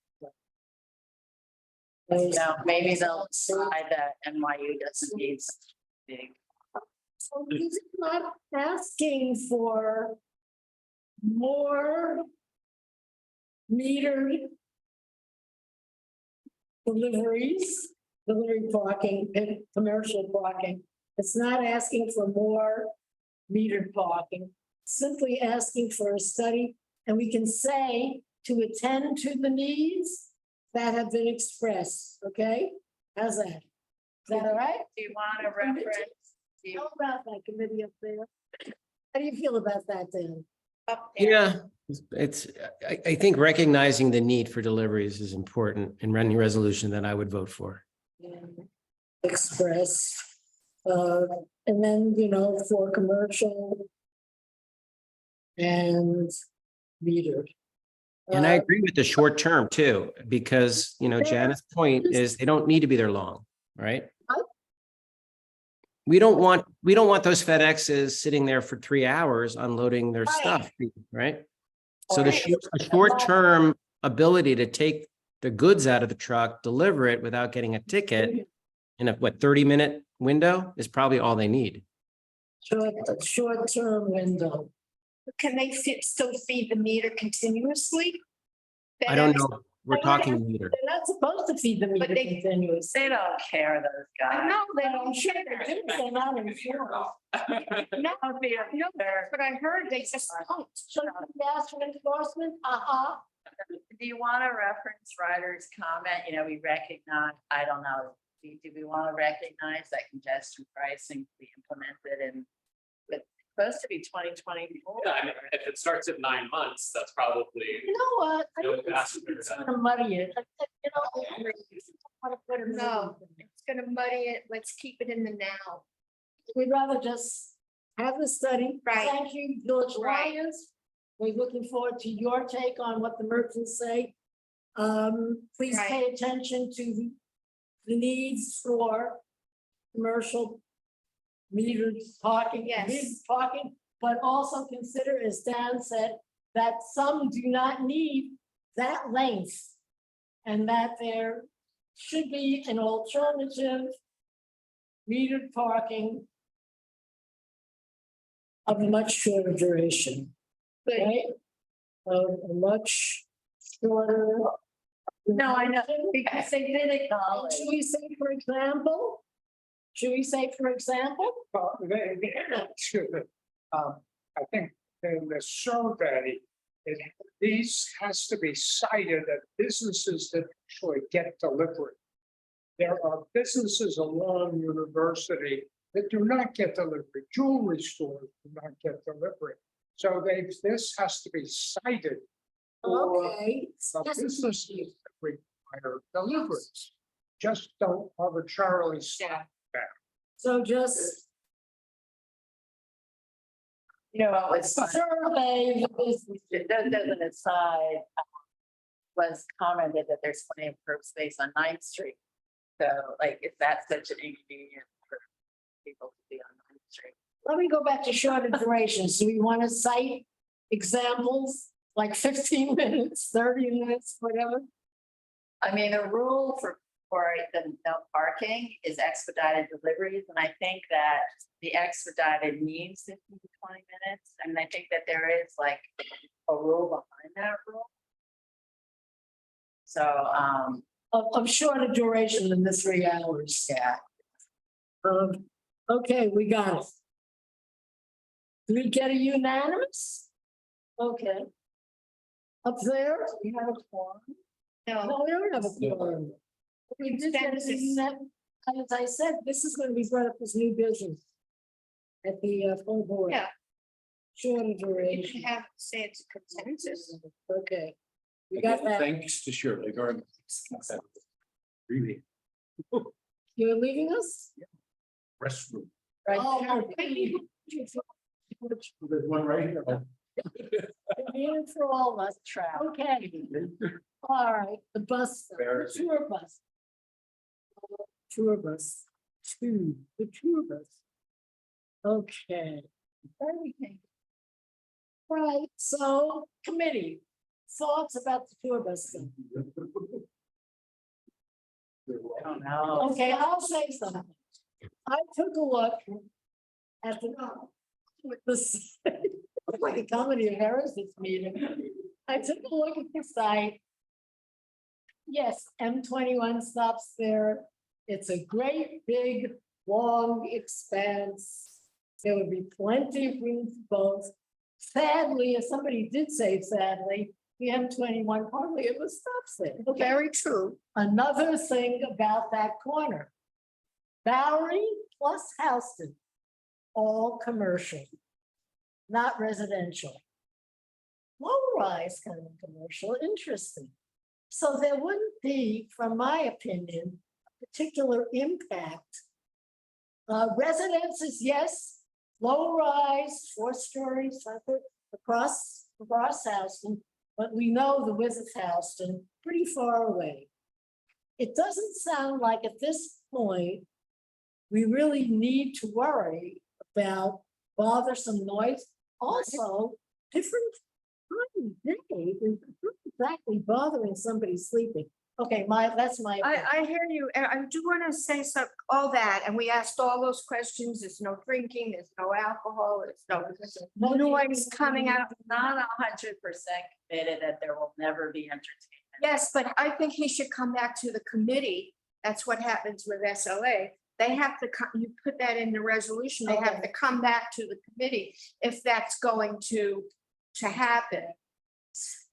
But, Merge, come back to committee. right, about those things If policy changes regarding alcohol, regarding entertainment outside, imbibing marijuana. side, alcohol, And cannabis. and what? Cannabis. I didn't ask about that. Oh, okay. My question is, How can you say, because he wants. is there no, The I cabin. didn't estimate there was smoking allowed on the. Doesn't seem like that kind of operation. I don't know. My You know, question, okay, Okay. my question is, he said it was like a test run. So Yeah. like, what does that mean? Is there a time period that they company assesses it or the community assesses it? Or is it Okay. just what he said? Has It's a no test run. objection. And then it's like just a For- vague statement. How about we have no objection for. We're only that one stop incident. The rest, by the way, is in community board one.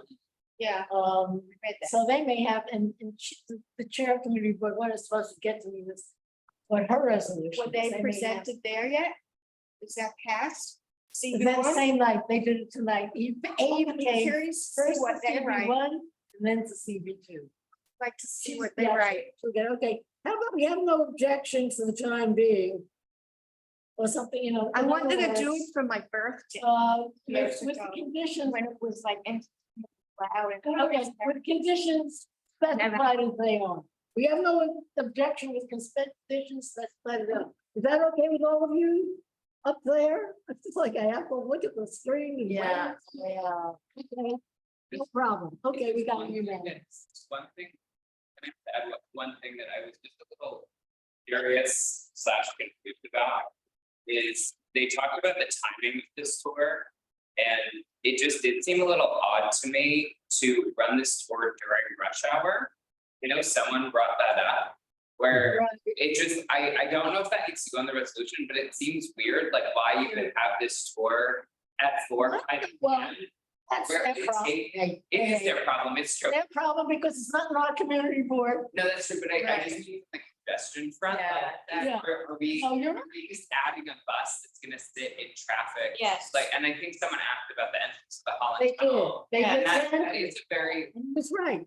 I was just curious about their, No problem. okay. I have to be that way, but we have to, you know, draw the line from. Yeah, no. Right. But I would surely recommend that they avoid rush hours on weeknights. I mean, I would. I think that's something I would support in a resolution because I think it's ridiculous for them to be in rush hour. And Soho has plenty of traffic, even on side streets. I don't know. This has nothing to do with our location, and I think it's going beyond. Well, where is it going north? It's going north from Church up to where? It's, well, I sent you a map. Now, let me see. if I Yeah. can do this. You want to cover it now? Yeah, Let's- I remember it being north on Church, then is it right on Canal, which is still not in our community board because it's just south of us? And then where does it go north? It's north. Let me see what it says. I will read it. Anybody else have it now? My papers on it and stuff. Need to keep us in order with me looking. Okay. Well, that's just the times. Just a sec. I love it. The owl. Okay. Here's what I we found it. go, okay? Yeah, so that goes, it goes, From oh, I North, see it. State, yeah. Maiden Lane to Church Street, to Canal Street, to Broadway, to Worth Street, to Bowery, and ends on East House and Creek. Yeah, the traffic doesn't affect us like it does CB1. Yeah, It's not CB2. that's what I said. The traffic doesn't affect us like it would CB1. And that's going to be what they are going to respond with. So I feel that we should not really have that in the resolution. I think it goes nowhere. But we should be saying that this is based on what they told us. Based on what is now. And that, as Lois said, that return to the committee, they would have to return to the committee if the plan changes. There you go. I wish I'd modified. Except we can't see it because our little notice is in the way. Okay, no way to do it, right? So I wish to modify the model. Right, okay. The, Okay, I'll stop. okay, the revocable consent for the disabled access.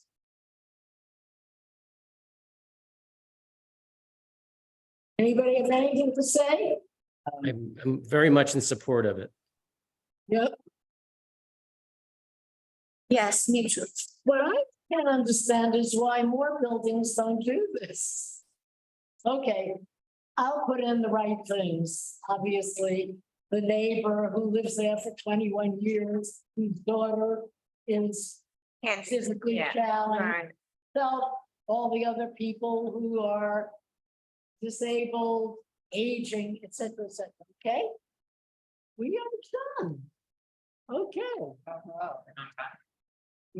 Not bad. I don't know, which is what our meetings are supposed to be. And even with all our technological problems, to all our guests, thank you for coming. Thank you for your patience with our maiden voyage with this new hybrid approach and for all our technological glitches. And full board meeting, May 20th. Where did Susan say it was? Again? July, I think. In the Sheehan Center. Sheehan. Oh, the Sheehan Center. Now, right, Bowery and Elizabeth, I think. In Southville. Okay, and otherwise online, it will start at 6:30. And then you can, if you'd like to attend and follow through what happens to these resolutions, you are welcome to come. You are also welcome, we do have a public session, and if you'd like to come and testify during the public session, you are very welcome to do that. And that starts at 6:30. Well, good night to everyone. And Dan, you want to hit leave? I'll press end. Thanks. All right. Good night, everyone. See you on the 20th. Bye-bye to all, and thanks again. Wow.